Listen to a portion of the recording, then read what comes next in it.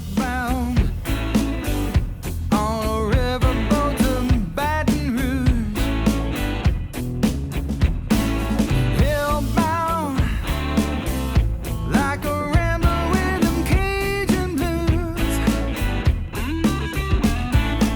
Can't beat 'em, eat 'em. Invasive species, saving the ecosystem one meal at a time. I am with Mikey Alvarado, and he is a student of LSU and 21-year-old, love to hunt, love to fish. Mike, how are you? I'm very good. How about you? Good, good, good. So you just came from hunting duck in Mississippi. Yes, sir. What We were about? in Shipley, Mississippi. That's right at like Lake Butler.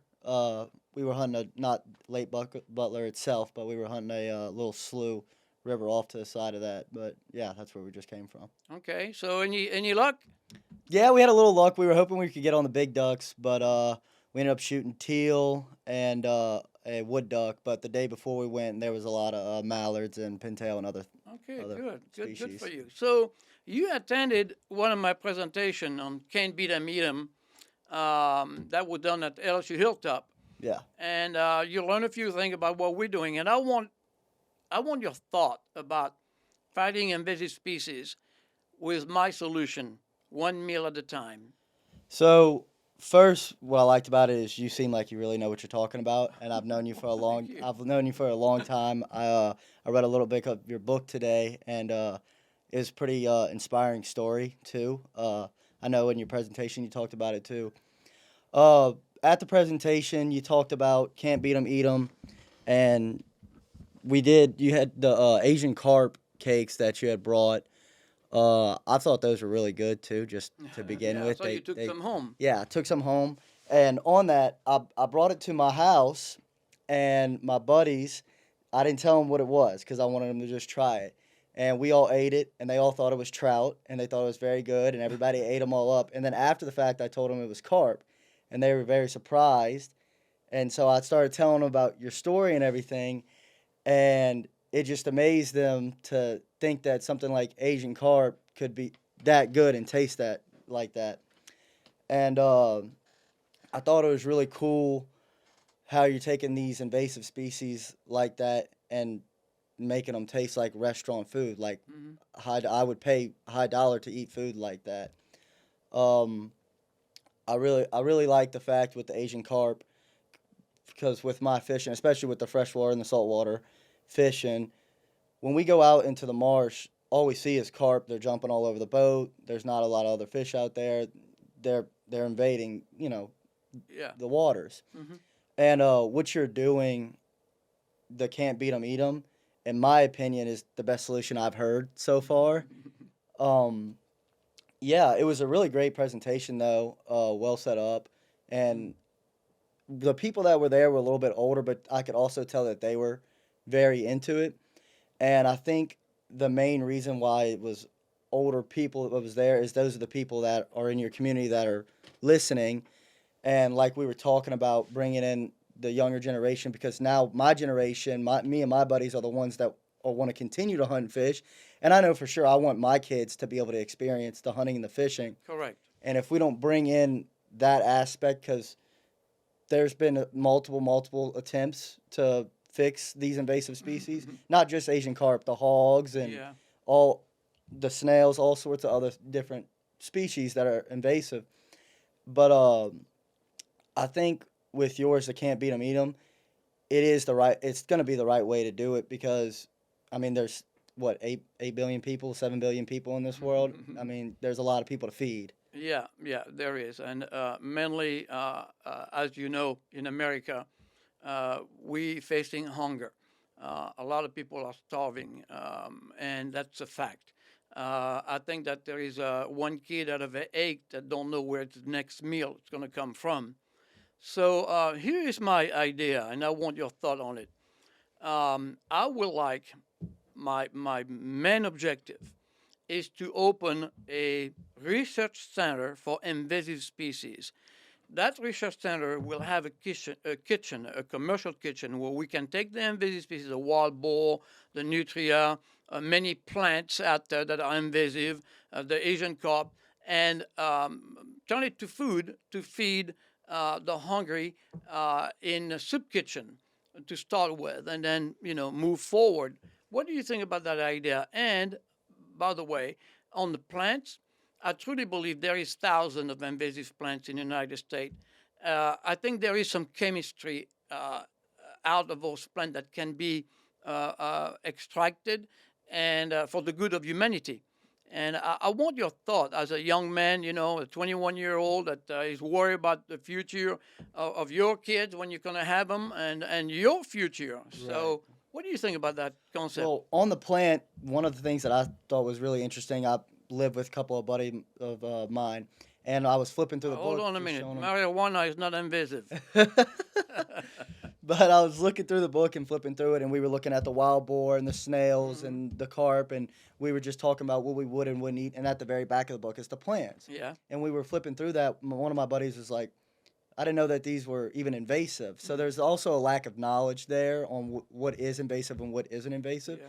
And we were looking through the plants, and there's a lot of meals that you wouldn't think that you could use those type of plants and material to make a really nice, good dish. Yeah. But with the research, I think that's great to try and find a research facility that could use those plants, and especially with like LSU, we have such a big agricultural department that if we could put that money, because obviously with the boars and everything, and there's been some setbacks or just things that haven't happened, if we can use that and also not just get rid of it, not just exterminate the hogs, but use the hogs to feed people, like you're saying, or the plants to feed people.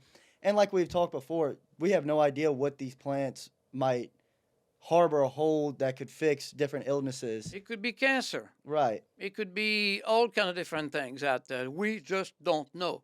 But there is definitely opportunities. I believe that some chemistry could be extracted for the good of humanity, for sure. Now, let's talk about extermination. You say exterminating the wild boar. We will never eradicate wild boar or any of those invasive species, but we can control their threat by taking them out of the ecosystem where they can live in harmony, if I may say, even plants, Right. with others without destroying the natural wildlife habitat.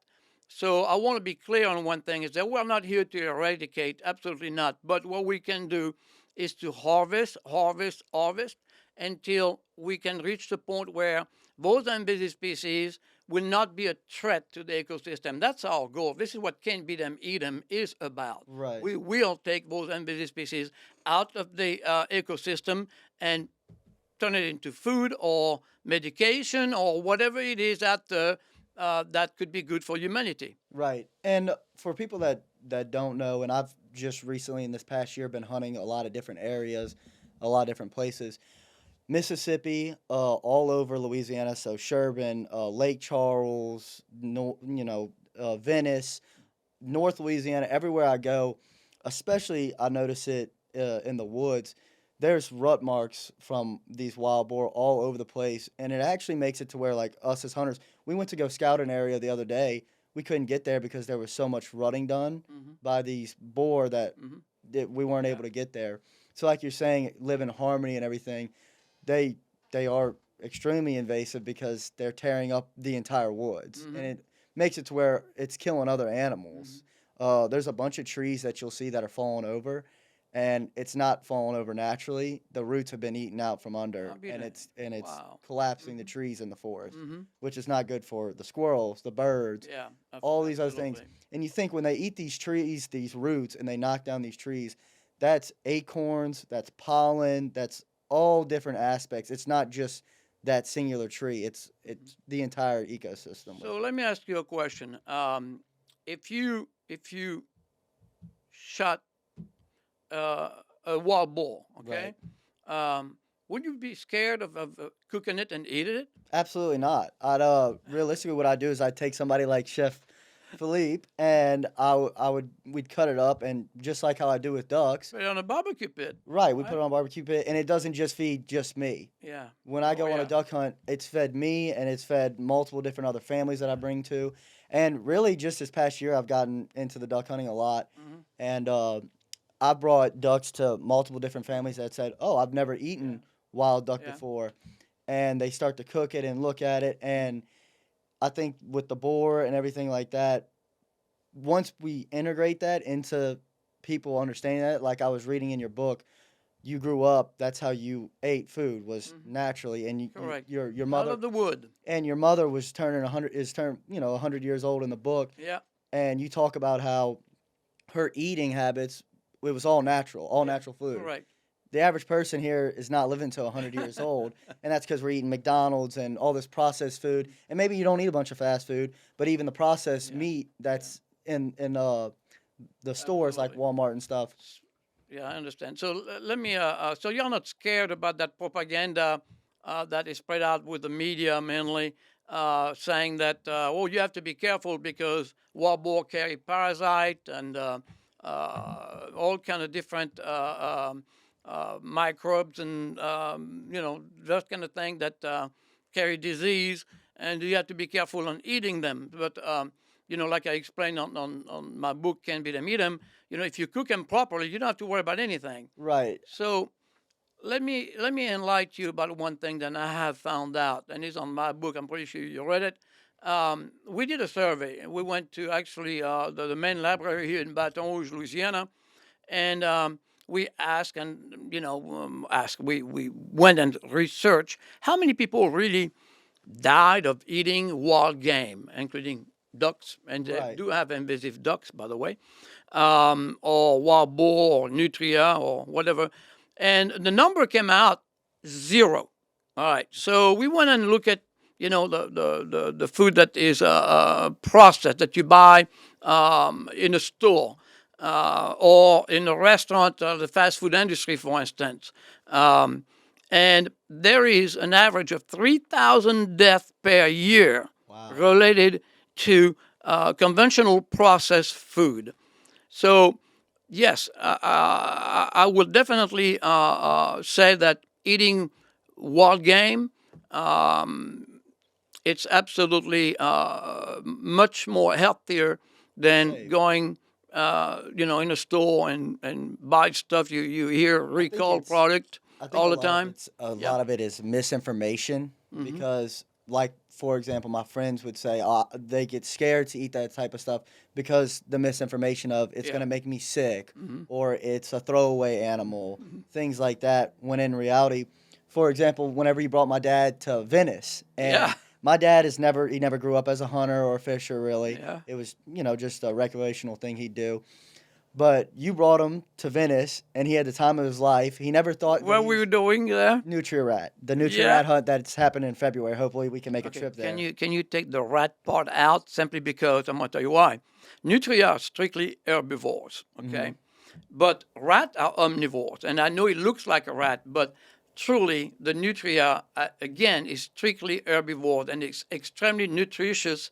The highest red meat content of protein simply because they eat roots and stem of plants. So their diet is strictly protein, so they are good to eat. But Right. what your dad came back and what did he say? Oh, he said it was wonderful. He said the food that you cooked was great. He said it was really cool to see all the different types of people eating the food and then realizing that it was a We cooked nutria. 40 gallon of nutria Yeah. gumbo, and he was gone within probably 2.5 hours. Right. On the nutria with the protein in your book, I thought that was really interesting how the protein and the cholesterol amounts in a nutria are significantly protein's higher and the Yeah. cholesterol's lower compared to your chicken, Oh, beef, absolutely. all that stuff, and that's what we mainly eat. And when you look at like these fitness influencers or whatever, they're always talking about eating a lot of chicken and eating a lot of beef.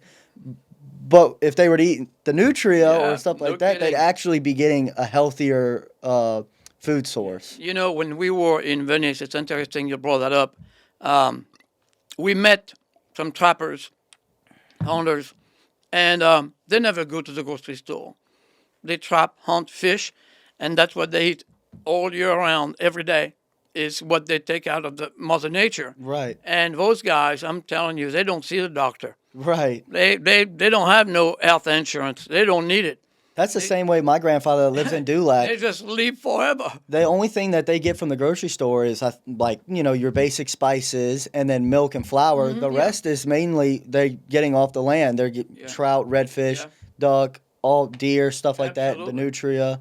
And he's 75, almost 80 years old, somewhere in there. And he looks like what, a 45-year-old? Yeah, he looks fine. And he works all day. He could outwork me any day of the week. And they're all totally healthy and feel great, look great. Well, it's good, Mikey. Again, I'm going to emphasize on that. You're a 21-year-old who are definitely attracted to the outdoor of Louisiana.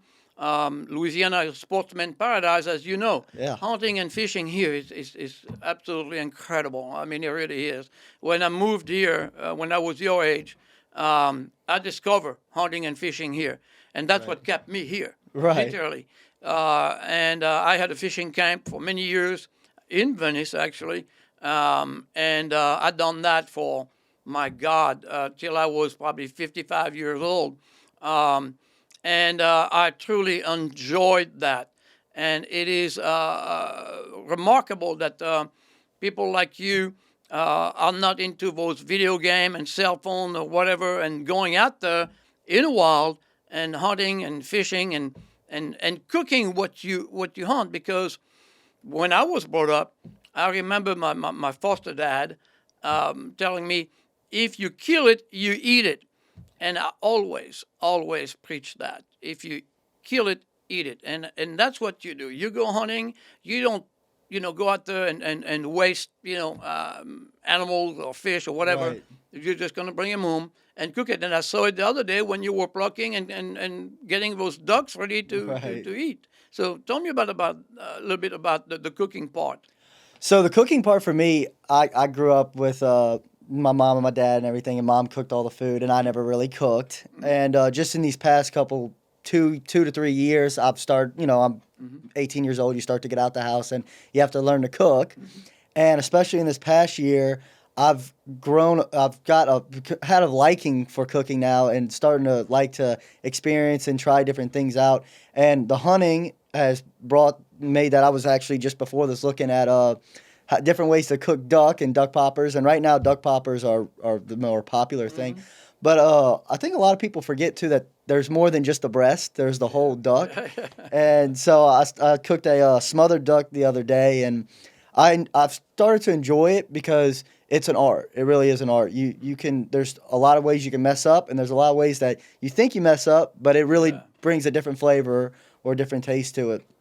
And I like it a lot because it's also a way to bond too with family and friends and everything. Absolutely. Food. Right, yeah. My grandfather, for example, that does all the hunting and fishing, every time I go over there, they're cooking some type of stew, gumbo, whatever it may be. And I'm able to sit there, now that I've started to get into cooking, sit there and learn and talk to him and start to develop my own sense of cooking. And Technique. Yes. Cooking technique. And it's transitioning into me, and now I live with my friends. I hunt. I bring the game back home, and now it's transitioning into them, and they're starting to like to cook, and they're asking for ducks and wanting to bring it to their family to cook. Well, that is a wonderful story for sure.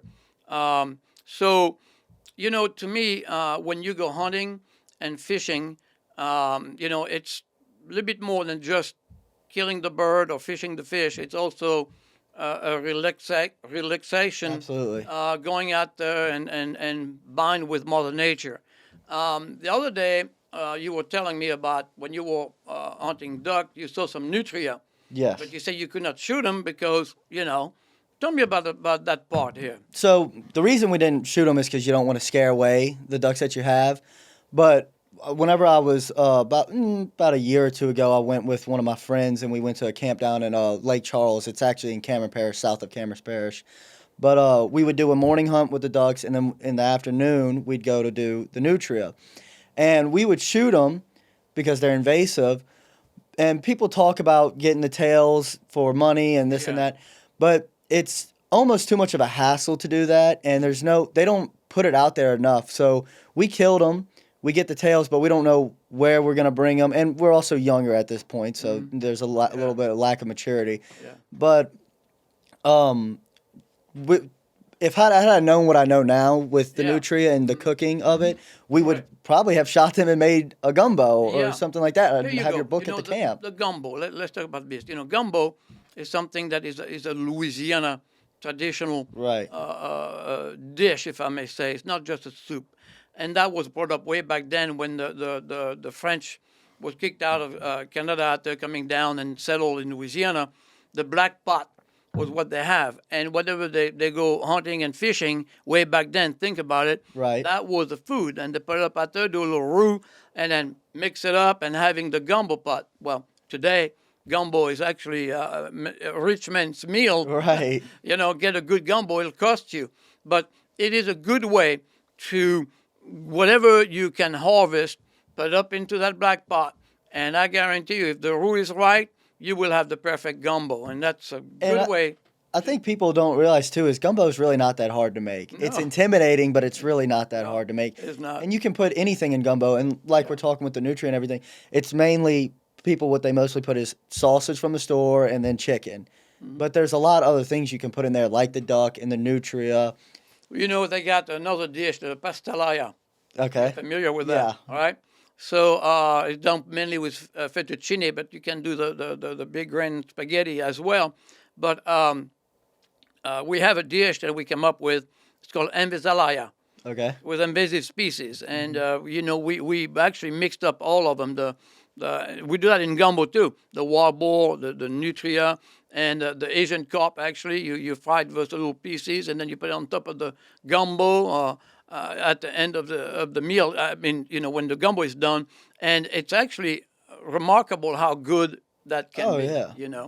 And the healthy. meats- yeah, I was just about to say, and it's such a lean meat, and it's got so much protein that it's better for you than the chicken and the sausage that's full of all the fats and the oils. Yeah. So going back to the concept on building a invasive species research center with a commercial kitchen attached to it, what do you think about that being part of getting those invasive species out of the ecosystem, and perhaps down the road, your generation, following this particular trend, could see, because I think I will not be living long enough to see that actually extracting invasive species from the natural wildlife, they could live in harmony down the road with native species. What do you think about that concept? I think the whole concept's great, really. I think that also if we can bring that invasive species and you can cook and get people to taste it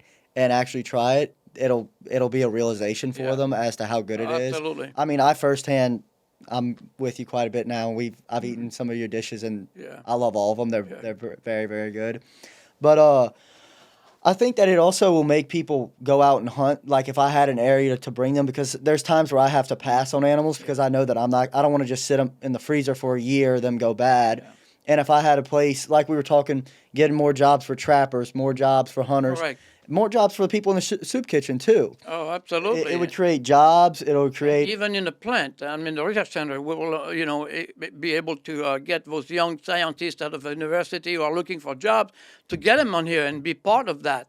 And perhaps one day, who knows, we could cure cancer. Or Right. I mean, I don't want to say that we will, Right. but we don't know what's out there until we really get into it and do those research and found out that, oh, wow, look at this. We don't know that kudzu, for instance. Right. The opportunity's there. We just got to take it. Yeah, it's absolutely right. I think until we do that. Now, do you know that actually literally over billions of dollars has been spent by policymakers in trying to fight invasive species? There is more feasibility study done on Asian carp that you can possibly imagine. And yet, those Asian carp are everywhere. Right. I mean, they are continuing they are into brackish water now in Louisiana. They're threatening the crab, the oyster, the shrimp into those brackish water, which is a very fragile ecosystem. And yet none of these policymakers have succeeded on doing anything Right. to remove those invasive species out of the water. Now, I did tell you the story about the warboar in Texas when they tried to poison those With the warboar Jell-O? with a little Jello cube with some kind of acidic to destroy their digestive system. Right. And heard that LSU actually is coming up with something new. But anyhow, that's called a partial eradication. And when they done that in Texas a couple of years ago, 3-4 years ago, they put those jelly cube, out there. They attached cameras on the trees, and they could see at night the warboar coming up and eating those jelly cube. And they were like, "Oh, well, look at this working. They come and eat Right. it." Well, making the story short, 2-3 days later, they found raccoon, birds, rabbit dead. Within 3-4 miles radius. Right. To me, why I'm so into can't beat 'em, eat 'em, and having this transparent solution on getting the invasive species, whatever it is, and put up into the barbecue pit or the black pot or whatever you want to do. It's again very, very transparent, but we are not destroying anything out of the ecosystem. Partial eradication. Every time you're going to try to poison some area, trying to eradicate an invasive species, you will negatively impact the natural ecosystem. There is no doubt about that. Absolutely. So the reason of what we're doing here is to stop those type of pretentious partial eradication and say, look, just don't waste any more of that money. Because this is taxpayers' money. We don't take taxpayers' money. We are not there to do that. We do that on our own. But educate people how to cook those invasive species. And again, not long ago, someone was saying, "Oh, chef, how can I get invasive species?" Well, that's a good trick question. If you live in a countryside, you will be exposed to invasive species, no matter what they are, but they're out there. So, you can easily go out there and harvest invasive species. It's an educational program what we're doing here. On the other hand, the city folks who don't have the opportunity on getting invasive species and cook them or try to make a difference, that's why we want to build this particular research center and having this commercial kitchen. So perhaps we can be able down the road to process the nutria or the warboar, making sausage out of it or gumbo, and having those people the availability of getting those meals at home. That can be done. Right. Absolutely. So, of course, you're going to have to fight some regulation with FDA, but we want to work with those guys. We want to make sure that what we do is clean and proper, and there is no risk of cross-contamination with different type of bacteria or whatever disease those animals have. But once again, I'm going to repeat that. Wild game, 0 death. So if you cook it properly, you don't have no problem there. Absolutely not. And I want to reinforce that. So Yeah, I've never gotten sick off of any of the wild game that I've eaten. Never. But with the Jello cubes that go ahead. that you're talking about in Texas, also with it killing all those squirrels and everything like that, and the objective was to kill the boar. They're leaving those animals for dead too. Yeah. And like what you're trying to do, bring it into the soup kitchens, you're actually creating good out of it. You're not just killing the animal for the sake of it being an invasive species. Correct. You're killing the invasive species, which is good, and then also bringing that food in to be eaten and actually, like we were talking about, and like my grandfather says, if you kill it, you need to eat it. Yes. You don't just kill an Correct. animal and leave it out for dead. All right. Well, it's funny that we bring that up because years ago, it was a story on the Advocate Louisiana newspaper here on the front page where the Wildlife and Fishery was hiring those military helicopter to go and into the state owned land to go kill warboar. Of course, they would not disclose how many warboar they went on and killed. Right. But yet, it was probably $500,000, taxpayers' money again. Right. They go out there, kill all these warboar and leave it there, dead. and nothing's been done. So way back then, when I read that article, it was probably, oh God, I would say 15, 20 years ago, something like that. I had the idea of going to the wildlife and fishery and said, look, guys, when you do that again, let's try to take those wild pig, that you went in there and shot, Right. and bring it to a refrigerated truck and get them processed, into food, gumbo sausage, however, and bring it to the soup kitchen. You guys will look much better, Right. and that, I think, that will make the taxpayers, say, oh wow, look at what we're doing here. That's great. So I went there to the wildlife and fishery, and I proposed, that particular concept, and I said, look, Angola, the prison, and I went and years ago did some cooking class at their kitchen. Mm-hmm. And Burl Kane was actually the main guy out there, and met with him, and he said, Chef, he said, anything that you can bring that can educate my folks or can be good for the society, the community, I'm for it. I mean, we need something like that here for sure. Right. And so I got that covered, and they got a huge commercial kitchen out there that you can make hundreds and hundred gallons of gumbo or sausages or whatever. So I met with my friend Mike Alvarado. He's the president of the Saint Vincent de Paul Soup Kitchen. And Mike said, Chef, he said, man, whatever you bring me, and that was 20 years ago. Right. He said, believe me, I need it. Can you imagine today how much food he Oh, needs? yeah. So went back to the wildlife and fishery, right? Mm-hmm. And I got all that done on my dime, all right? Traveled and did all that stuff. Right. Go back to the wildlife and fishery, and the executive out there went and said, well, look, Chef, I got some bad news. Our lawyer here said it was too much liability for the department. So one guy out there sitting on his ass, okay, excuse my French, could not even comprehend what we were trying to achieve here. Went on and said, no, too much liability, because I guess he, was scared to have a little bit too much work out there. Right. So this guy right there went on and shot out the brilliant concept on feeding, the hungry, or even the public school system. Can you imagine the kids? Have you seen what they eat in a public school? Oh, yeah, no. The cafeteria? It's terrible. Right. And some of the policymakers try to make it more healthier, right? What more healthier will it be to have on Thursday a wild boar sausage with mashed potatoes, right? Right. On Friday, having a fish patty from the Asian Cup, okay? Right. On Wednesday, having a gumbo with a nutria. Do That you think that sounds- those kids will not? No, absolutely. I They can wouldn't remember. care where it come from, but we will educate them what this is all about. That say the truth right up front. You kids, you're gonna eat that. I eat it. Me, Right. Chef Philippe, who had the fine gourmet restaurant. I put up into my restaurant. I eat it.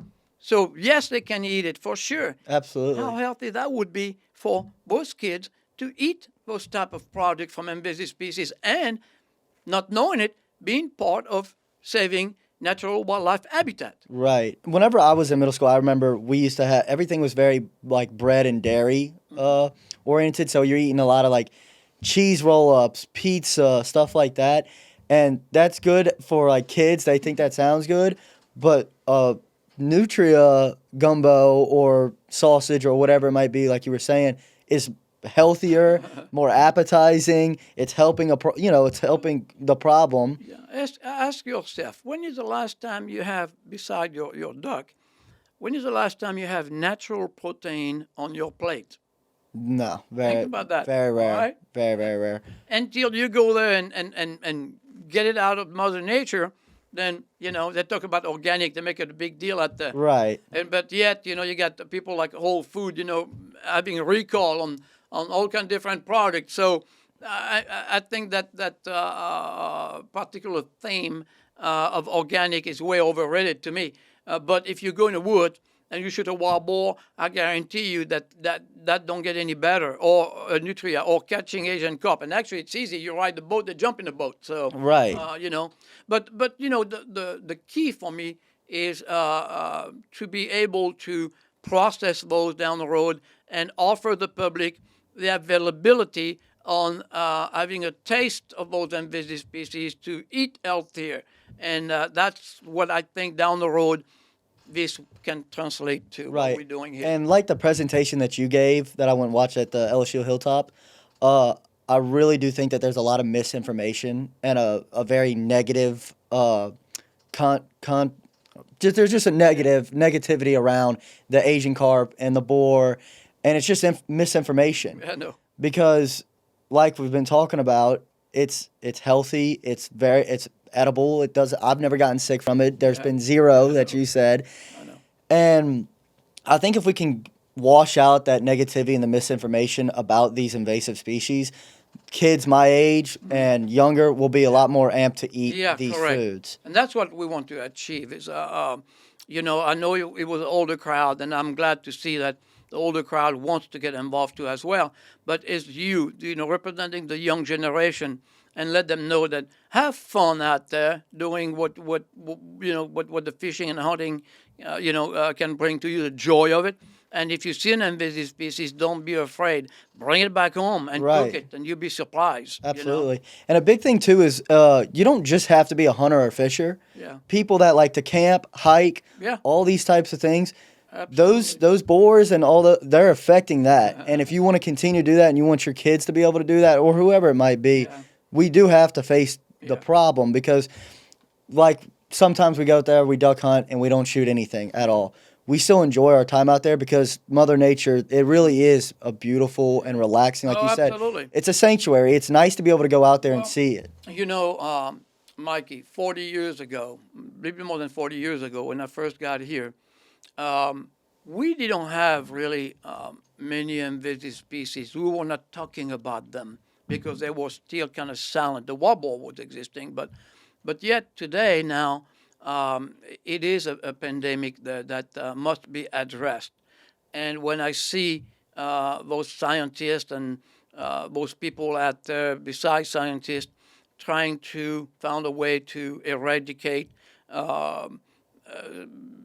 it's like, no, this is not the proper solution. Whatever you're proposing, you know, they out there trying to extort taxpayers' money out of the government with some ideas out there, but we are not there for that. What we want to do is to educate you, the young generation, the present generation, that it's out there. It's in your backwood. Is it into your nearby river, nearby pond? They can fly over your house. However, you know, you can definitely reach out to those invasive species and put up, you know, as food on the table for sure. Right, absolutely. And also, if people are one way or another about it, you could save money doing it too. No kidding. Because that beef that you're buying, I know Good idea. personally for me, like going to the grocery store, it's like, man, a pack of bacon's $20 for I know. a couple slices where you can go on a hunting trip and have food for the rest of the month. Yeah, that is a very good observation there that you made because it is actually on my book. The price of food, okay, the availability of food today. Now we reach 8 billion people on our planet. By the time you get my age, it's going to probably be 15 billion or something like Right. that. Food's going to be an issue, okay? So when you look at today, the present day, and you see all the availability out there from those invasive species that pretty much are everywhere, and the money's been spent trying to eradicate, and I'm saying billions of dollars, okay? Right. I think that your children will look at that era that we're living in, probably the most wasteful era of modern history, simply because we are somehow scared, or I don't know what the word would be, to go out there and eat carp or eat wild boar or eat nutria because, you know, it's been said that wild boar carry disease and bacteria. The Asian carp is a carp. You know, it's not good fish, not good enough fish for us. Right. The nutria look like a rat. I'm not going to eat that. We are still spoiled somehow. But I guarantee you that they're going to look at that era again, our era, the most wasteful era in modern history simply because we're wasting so much money, and yet we don't have the guts to go out there and process those invasive species into food. Or do research on those plants out there that, and thousands of them that are invasive that could give some good for humanity. So it's interesting you brought that up because food, definitely today, it's extremely expensive. You go out there, $100 bill is nothing. And yeah, you go hunting, you go fishing, I guarantee you that's going to save you some money and bring you some good food on the table. Right, and the experience itself. Yeah. The experience. Yeah. And like you were saying, just the negative connotation that they have around the boar and everything. And for people out there that say, oh, I would never eat that. If you think about it, you're almost spitting in Mother Nature's face by saying that. Because the food's there, it's good for you. It's there for our taking. Absolutely, absolutely. So, Mike, I appreciate your time. You know, it's can't beat 'em, eat 'em. Okay, the solution to the invasive species problem and threat to the ecosystem. One meal at a time, we can fight this, and we will.